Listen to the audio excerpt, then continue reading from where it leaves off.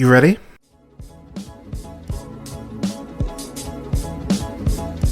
You're listening to the Real Pineapple Podcast Network.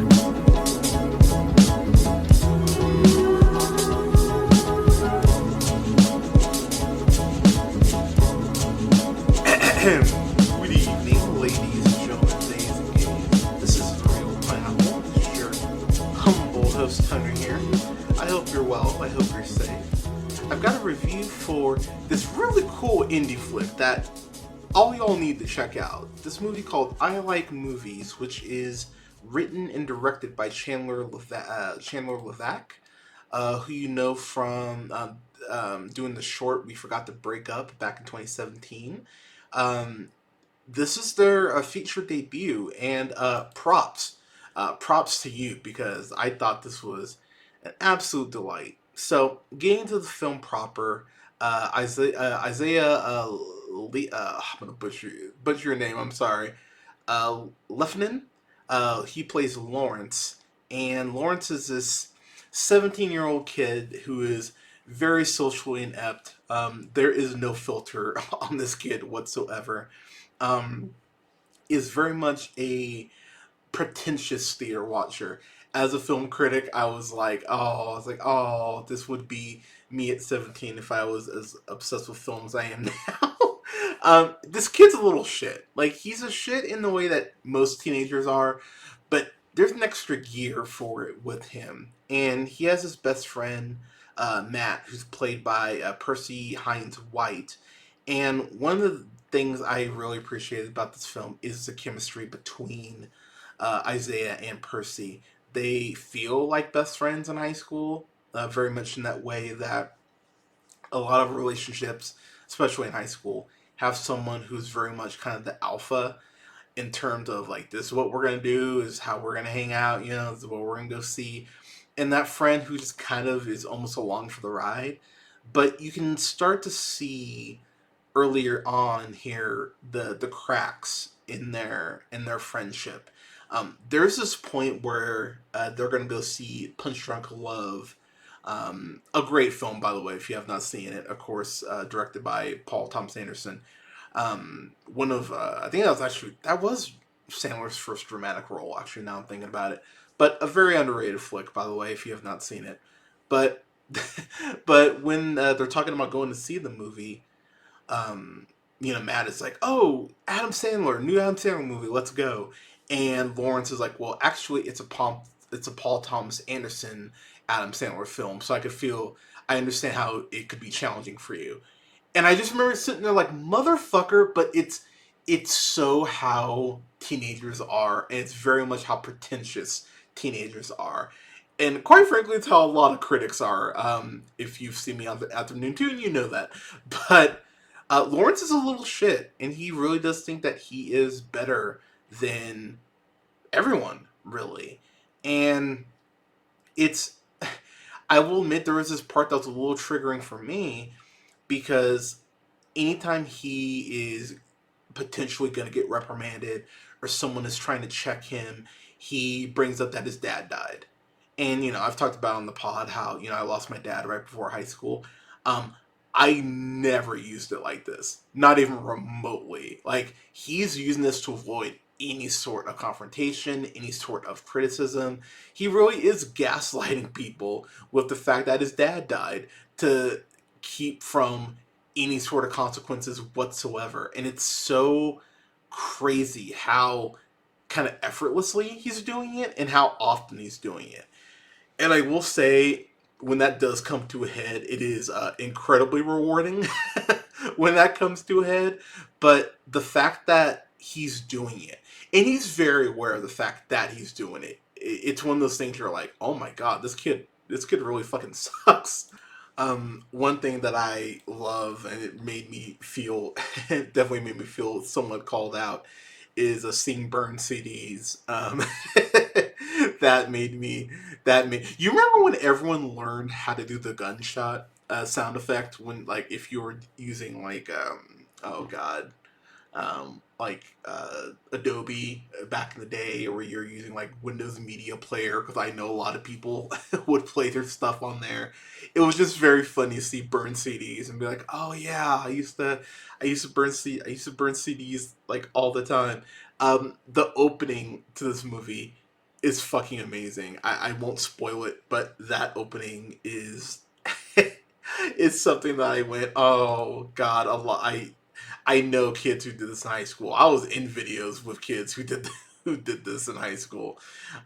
But as I've talked about on the podcast before, I'm a sucker for a coming of age film, and this is something that I will put right there alongside things like The Edge of 17, or Are You There, God It's Me, Margaret, or Book Smart, Dee Dee, which came out this year. It's gonna this film belongs in that conversation with those sort of films. Like, I enjoyed this that much. Um, there's oh my gosh, I lost my train of thought. Lawrence ends up working at a video store because he wants to go ahead and go to NYU for film school, and he's like that. That is his goal. Like, he has to get into NYU, and just a free piece of advice for the youngsters out there. God help you if you're in high school listening to this podcast, but for you young bloods out there, um, it's not always going to be your perfect plan. Like, he is only concentrated on NYU for a very dumb reason, by the way. But it's one of those things where this is actually a very good lesson that you need to learn to be flexible, and that you can still get to your destination even if the path you take there isn't the exact path that you were wanting to go ahead and originally take. I think that's a very important lesson, and that's something that the film really does hammer home. That I'm happy that the film uh, brings up at multiple points. Um, One of the things too that this film talks about is the relationship with teenagers and their parents, and because Lawrence is growing up with a single mom, it's quite difficult, and you see these moments. There's this moment in particular where they're talking about his dad's death, and why he's gonna, in theory, be better than him. But his mom, Terry, who's played by Krista Bridges, who you're gonna know from Heroes Reborn, most likely she played Anne. She played Anne on there, but they have this very drag out conversation that I was sitting there going, "Yeah, I'm on the mom's side on this." Lawrence is a dick to her. Like plain simple, he's a dick to her. And there's even a point where Matt is like, "Dude, why are you being such a dick to your mom?" And you can just see how people around Lawrence are slowly kind of just getting over his shtick and over his shit. So Lawrence, once he goes ahead and he starts working at this video store, he is being managed by Alana, who's played by Romina D'Ugo, um, who you most likely know from the TV show 12 Monkeys, or Coyote. I loved her in this because she's really one of the few people to check this dude, and it's very interesting that her running this uh, video store, and there's this point where Lawrence kind of goes like, "Oh, like I don't want to work in a video store for the rest of my life. I have greater aspirations than that." Real dick thing to say. But when you find out why Alana is working in the video store and why she's okay with it, it's well, or may not be okay with it.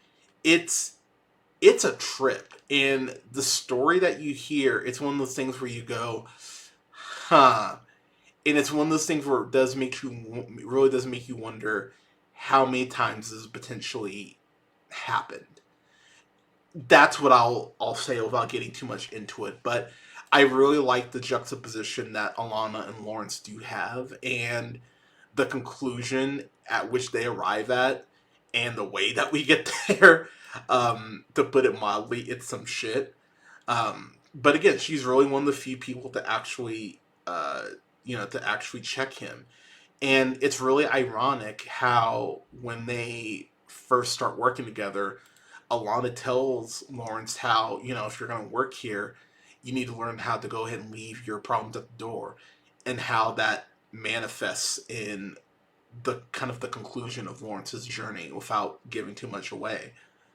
But there are these really interesting moments of self-reflection that Lawrence has that are unintentional moments of self-reflection. There's this point where he's talking to Alana during his initial job interview, and he goes, my mom has been trying to get me on medications because I have serious emotional problems or whatever.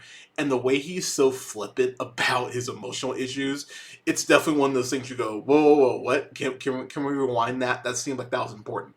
There's this conversation that Lawrence and Matt have about placeholder friends that is so fucking brutal. But I know so many people are going to hear that speech and go, "Oh, I've had people try to pull this shit with me, or maybe you've pulled that shit yourself." But it was it was one of those things where I went, "Oh, that's really unfortunate." There's this point where Matt has a crush on this girl Lauren P, who's played by Eden Cupid, and oh man, that scene. It starts off with the Wendy's Frosty, and the way that whole scene dissolves is it's so fucking intense, but in the best way. Getting to my final thoughts here, because I really don't want to give too much of this movie away. Like I said, this for me belongs alongside films like Booksmart, along films like Are You There, God, It's Me, Margaret, The Edge of 17, Eighth Grade, Lady Bird, Snack Shack, which I watched this year, Dee Dee. Like, it belongs in that conversation with those sort of awesome coming of age dramedies. I thought this was so well done and so well handled. And again, credit to Chandler Levac for not just writing this but directing this. This is something that if you're a cinephile, especially, you will see yourself in this. You might not have been 17 when you were, when you discovered your obsession with film, but as someone who discovered it, like at 18, I felt seen. I felt seen watching this movie in certain aspects, but this is a solid A- for me. I really enjoyed this, and this is definitely a film that y'all should make sure that you check out. Definitely add this to the list. It is well worth your time. So yeah, a solid A- for me for I Like Movies. So, I Like Movies. Have y'all seen it? What did you think about it? Let me know in the comments. You can go ahead and follow the show on YouTube at The Real Pineapple. You can see my lovely face that way. You can follow me on Blue Sky at realpineapple.bsky.social. That's REEL pineapple.bsky.social. You can follow me on TikTok and Instagram at jhunterrealpineapple. That's jhunter and then REEL and then pineapple. You can follow me on Letterboxd at Black Shazam. And you can follow me on Twitch at twitch.tv/TheRealPineapple. And don't forget to go ahead and like, share, subscribe, and rate the podcast. It definitely helps me out. It helps the show out. You can find the show on SoundCloud, Apple Podcasts, Podbean, Stitcher, iHeartRadio, Spotify, Amazon Music, Tune Up, as well at The Real Pineapple. Thank you so much for listening, y'all. We're going to have more reviews coming up this month. My listing of the reviews for the 12 Days of Real holiday reviews, that is up on the channel now. That's up on all the socials, so you can check out the list there. I'll have a review later this month for Sonic 3, as well as a review for Nosferatu, Saturday Night, Blink Twice, Juror Number 2, among others, coming out for the rest of the month. But everyone, thank you so much for listening. Stay safe, take care of each other. Give someone a hug, give someone a compliment. We could always use more positivity. And never forget, as always, to keep it real.